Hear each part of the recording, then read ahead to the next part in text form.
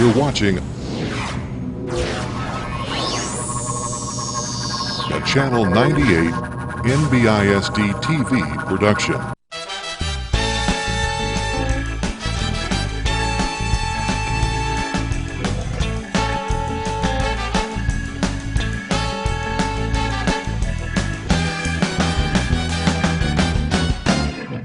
Welcome to Deja Vu, it's Algebra 2. I'm your host, Kevin Corpy. Now, you're tuned in to Channel 98. Good for you. But what are the odds? What's the likelihood of you, if you just hit 3 random buttons on your remote control, would end up at channel 098? Not very likely. It's actually 1 in 1,000, which means 0.1% of the time, if you just hit 3 random digits, you'll tune in right here to Channel 98. Not to mention the coincidence of tuning in at the right time to watch this show, huh? Well, if you're here by chance or you're here deliberately because you're a faithful viewer, I welcome all of y'all, and I invite y'all to stick around a little bit today, about 30 minutes or so, because we're going to be talking about permutations and combinations. And we're going to talk a little bit about how to count at an advanced level. So if that sounds intriguing, download the worksheets from the district websites, www.newbraunfels.txed.net, and stick around and let's learn some math together for a while. What do you say? All right, lesson 32. Yes, sir, 32. Permutations and combinations. Now, permutations and combinations are just fancy ways of how to count things. So let's start off with a real quick example here. Let's say that we have the word dog, right? Dog, like maybe this dog here. The letters D, O, and G. Here's what we want to know. How many ways, how many ways can we arrange the 3 letters in dog, D, O, and G, into 2-letter groups in such a manner where something like OG is distinctly different from GO. One spells og, one spells go. So if we're counting those as different and we can't repeat the letters, how many different ways are there to do that? Well, one of the easiest ways to do it is to just actually start listing the combinations. And let's see if we can do that right here. We've got, of course, we can use the DO. That's the two letters out of dog. We can also use DG, right? How about OG and OD? And then we can have, finally, let's see, GO and GD. And I think that pretty much covers it, starting with a D, starting with an O, starting with a G, and then the other two's flip-flop. So we have to make sure we get them all, and there's a little bit of pattern recognition and generating, but I think that's all of them. Now all we have to do is count them up. 1, 2, 3, 4, 5, 6. So the answer to that curious question, how many ways can we take the 3 letters in dog and arrange them into 2-letter combinations? Well, 6. There's 6 ways to do it, okay? So why is that important? Well, it's a fancy way to count. And you're going to see that we're not going to want to have to list these things every single time. So let's kind of build up the notation of the vocabulary. What we just did is we took what's called a permutation. A permutation of size 2, because we took 2 letters from a set of 3, D, O, and G. Okay? And in a permutation, the order matters. And that's why the D-O combination is distinctly different from the OD combination, or the GO from the OG. They're separate. Okay? The order matters. Now, we have a notation for writing the permutation. We can write it like this, which is not to be confused with National Public Radio, but it's NPR, little n, big PR. N is the number of objects that we start with. In this case, for the dog, it was 3. P is for permutation, and R is the number of permutation, the size of the permutations that we're looking for. And in this case, it was 2. Now, sometimes instead of writing it like that, you'll see it as P parentheses N comma R. So there's two variables that we really need to know. N, the size of the set that we're drawing from, and then R, the size of the permutations that we're taking. In the case of the word dog, then, what we were doing is taking 2 letters out of the 3. So we would write that as 3PR, right there. I'm sorry, 3P2, which sounds like maybe a robot from Star Wars. Or we can write it as P parentheses 3 comma 2. Which just means take permutations of size 2 from a set 3. Now, listing and counting, as I mentioned, are pretty good when you have a very small number of things that you're choosing from. In this case, n was 3. What if I want to do the same thing for the word cuneiforms, which is 10 letters, except now I wanted to group them in 4s? Well, we want to list those. Let's try it. I could start with C-U-N-E. That would be one arrangement, 4 letters out of the 10 from cuneiforms. And those 4 right there can actually be arranged. C-N-U-E, and then C-U-E-N, and so on and so forth. And I have to get all those combinations and then start taking the combinations with all the other letters. Now, if you try that test, you'll see very quickly that it's going to take a very long time, and it's going to require a lot of accounting to keep track of which ones you've used and which ones you haven't. So there's got to be a better way. What we're interested in mathematically is what is 10p4? In other words, what's the permutation if we take permutations of set of size 4 from groups of 10? Okay? Well, what we could do is we can use something called the fundamental counting principle, which basically says if you have independent events, you can multiply those together. All right? So here's what we're going to do. If there are 10 possibilities out of cuneiforms that we can choose for our first letter, and we want to have 4 of them, let's go ahead and write 4 little blanks. Cuneiforms, 10 letters originally, and notice all of the letters are distinct. So there's 10 ways that I can choose the first one. Once I choose that first letter, it's gone. I can't use it. This is assuming no repeats. So how many does that leave for the next choice? Well, took 1 away from 10. That means that there's 9 choices for the next letter, so on and so forth, leaving 8 for the last, or next to last choice. And then finally, I have 7 letters that I can choose from for the very last choice. So those are all independent. I get to choose any letter I want, pick it, and then do it all over again. Well, the fundamental accounting principle says then that we can simply multiply those 2 together. So instead of listing them, I don't get to see them, but that's okay. I get the number of arrangements by multiplying these 2 together, which comes out to 5,040.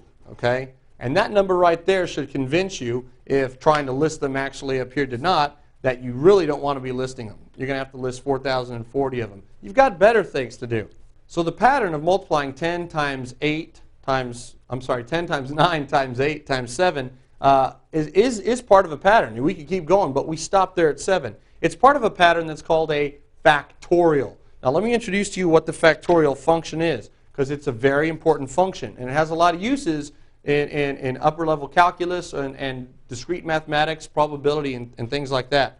A factorial function has kind of a neat little symbol. It's the exclamation point, so generates enthusiasm for mathematics. But here's what it really means. For instance, if you have 4 factorial, it's fun to read that as 4, right? Which you might do on a golf course if you think you're going to hit somebody with a golf ball. But really what it means mathematically is just to take 4, the starting number, and multiply it by all the positive integers that precede it in order. So 4 factorial is 4 times 3 times 2 times 1, which comes out to 24.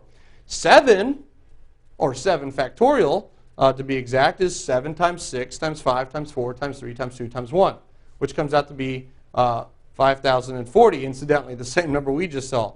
And 1 factorial is 1, and that's it.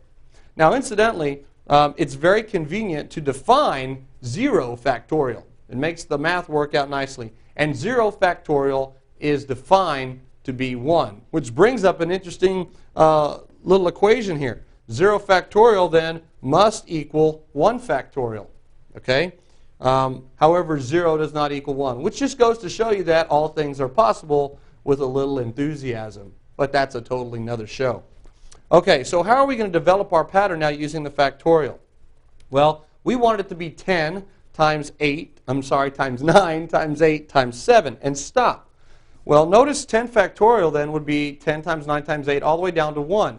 What I need to do then is have some factors in the bottom that will divide out all the ones I don't want, namely the 6s, the 5s, the 4s, the 3s, the 2s, and the 1s. If I have something in the denominator divide those out, then I'm left with just what I wanted, 10 times 9 times 8 times 7. Well, what is that? 6 times 5 times 4 times 3 times 2 times 1 is 6 factorial. So I also want to be able to generate that number very easily from the conditions that I'm originally given. And so notice to generate 6, it's just 10 minus 4. And where did 10 and 4 come in? Well, remember 10 was the original number of objects, and 4 was the permutation size that we were taking, 4 letters out of the 10. So we can actually write it like this. 10p4, that is the permutations of size 4 taken from 10, is 10 factorial divided by 10 minus 4, quantity factorial. That gives us the 10 factorial over 6, which gives us the 10 times 9 times 8 times 7, which is the 5040. Okay? Now what we're doing is we're just developing a pattern so that we can develop more systematic rules or even better formulas that we can use in all occasions. Okay? So let's see if we can make the leap from this finite concrete example to a general pattern. N, P, R, or P, comma, N, or N, comma, R, parentheses, sorry, is equal to, in general then, N factorial, that's the size of the set that you're pooling objects from, divided by N minus R, quantity factorial, where R is the size of the permutation that you're taking. That works every single time. But remember, that does also assume that we're not repeating any of our elements and the order does matter. Okay? So let's kind of use this new formula now and go back to our dog example. Remember, we listed them, we found out there were 6. We are actually doing this permutation. Size set 3, we're taking permutation sets of 2 from there.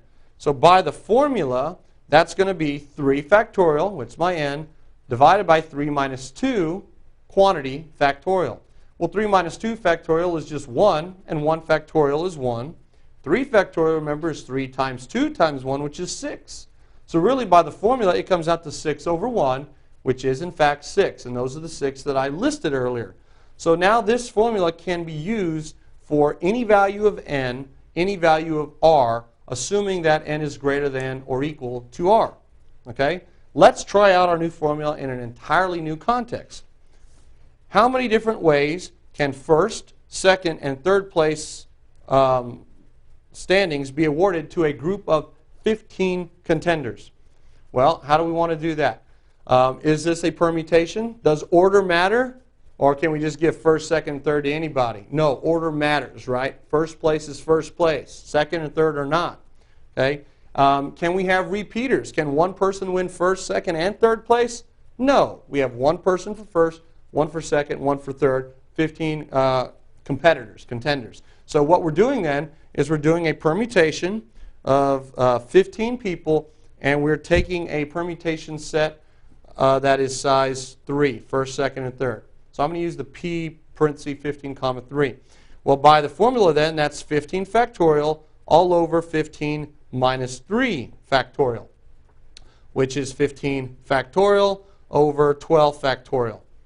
Now notice there's another way to write this. If you don't want to list it all the way out, both of them, 15 down to 1 and 12 down to 1, you can do 15 factorial since it's larger like this. It's 15 times 14 times 13 times 12 times 11 times 10 times 9. So you can write this recursively, we say, and you can stop at the 12 and just stick a factorial behind it. So it's 15 times 14 times 13 times 12 factorial. And all that's over 12 factorial. And guess what happens now to your 12 factorials? The whole thing divides out. All the factors divide out all the way down the line.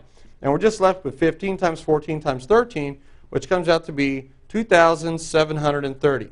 So what that means is there's 2,730 ways that 15 people vying for first, second, and third can actually fall into those categories. Okay? That's a lot. It's almost counterintuitive with only 3 places and only 15 people, but that's the number of permutations.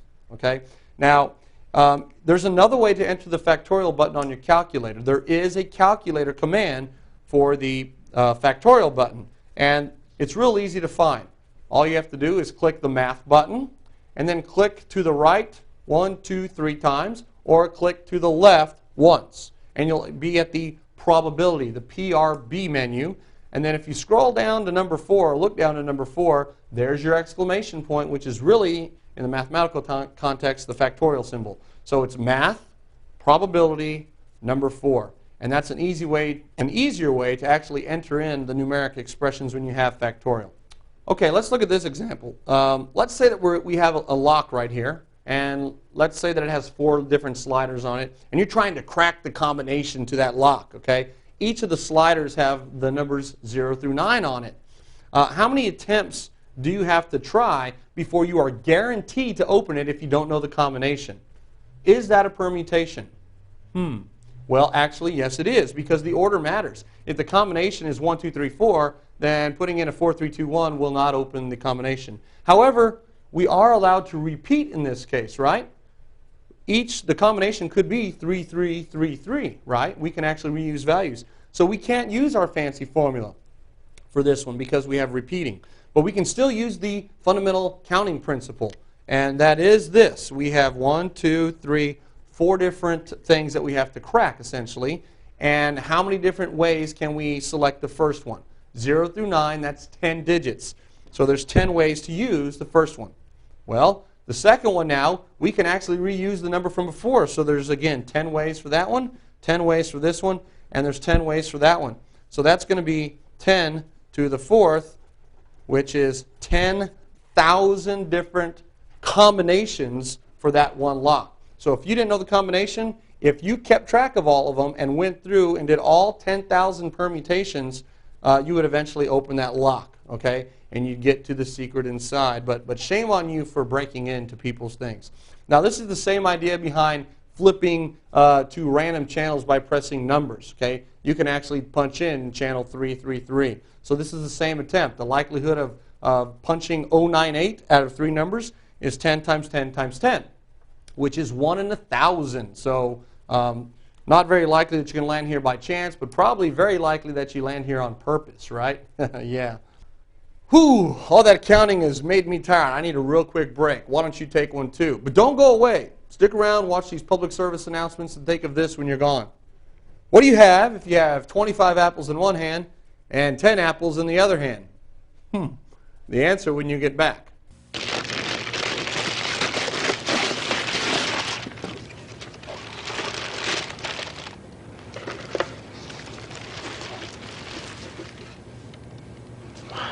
I remember how much you said you liked mine.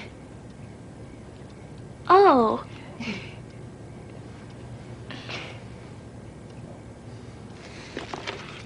You don't have to be perfect to be a perfect parent. There are thousands of teens in foster care who would love to put up with you.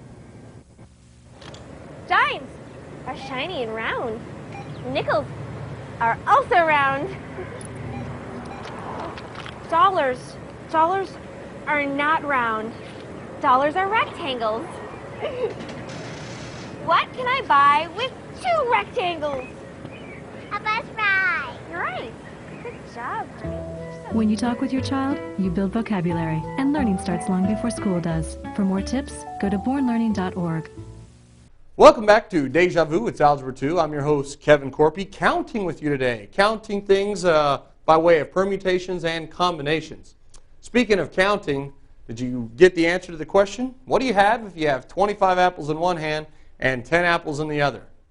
Well, you have more than 35 apples. You have extremely large hands. Count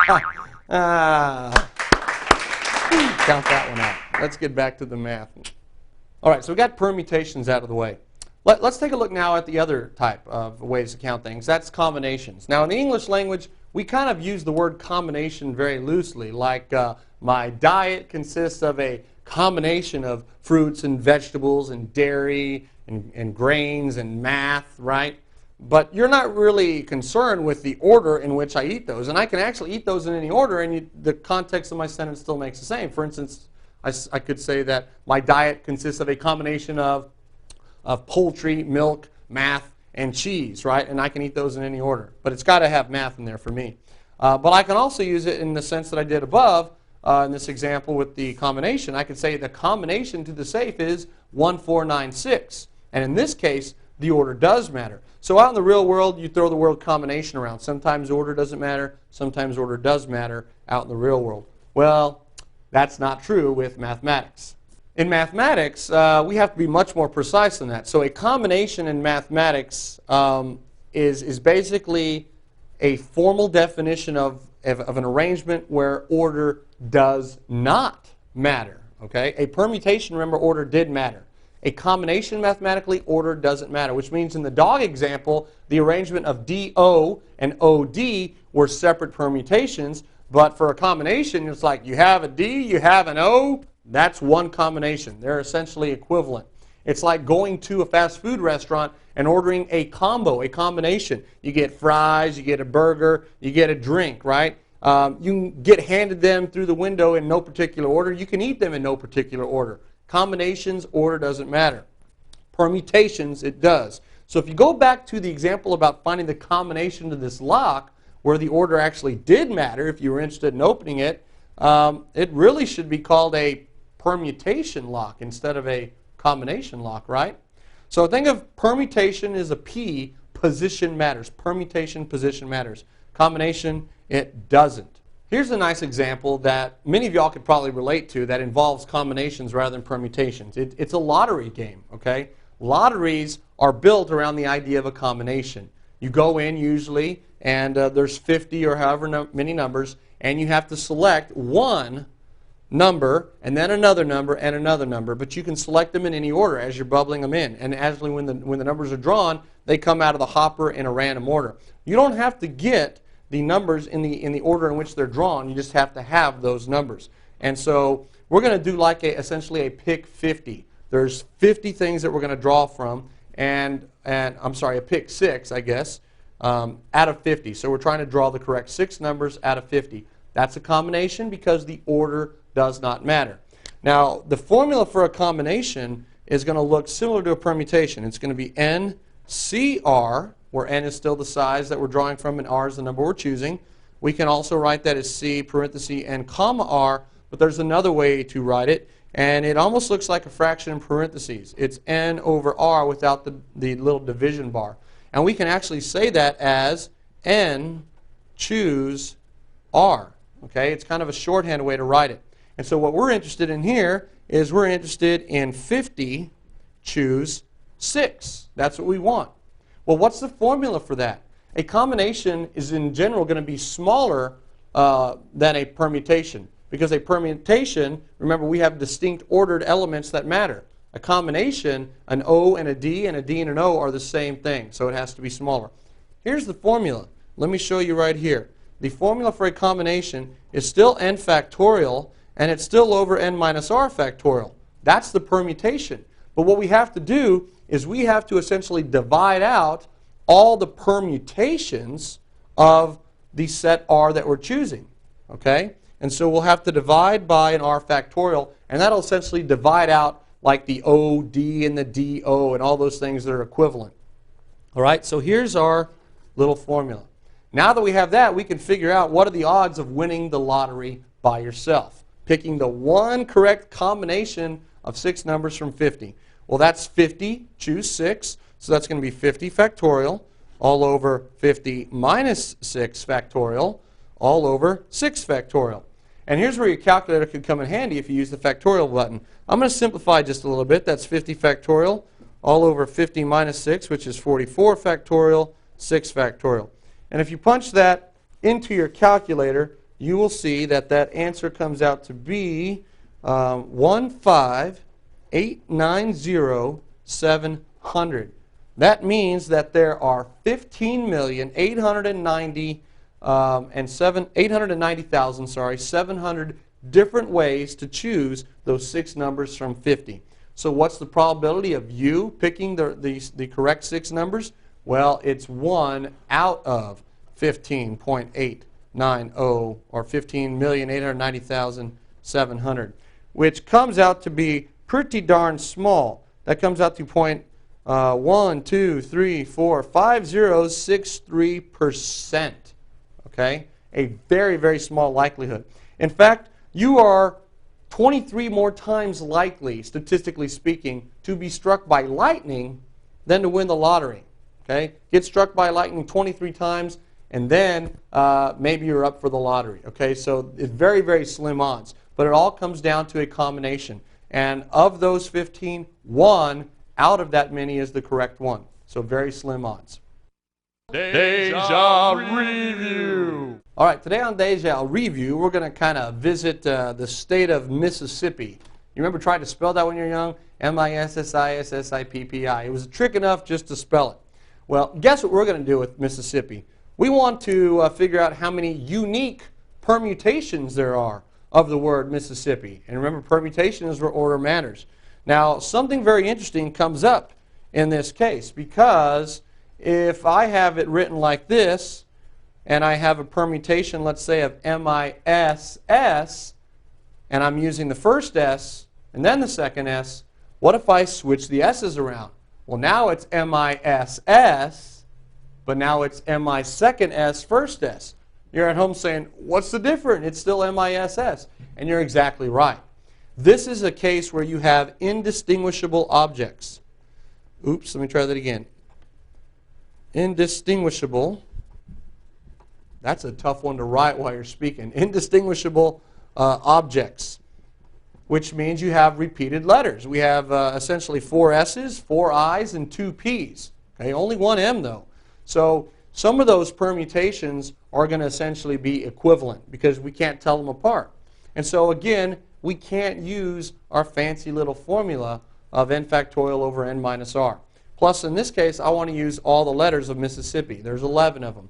So here's what we can do. There's another formula that we can use for indistinguishable objects.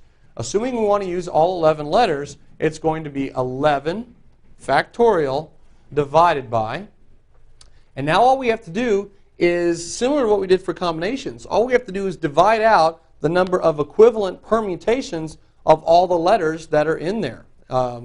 We have an M, we have an I, we have an S, and we have a P. So the easiest way to do it is just to go through every single letter.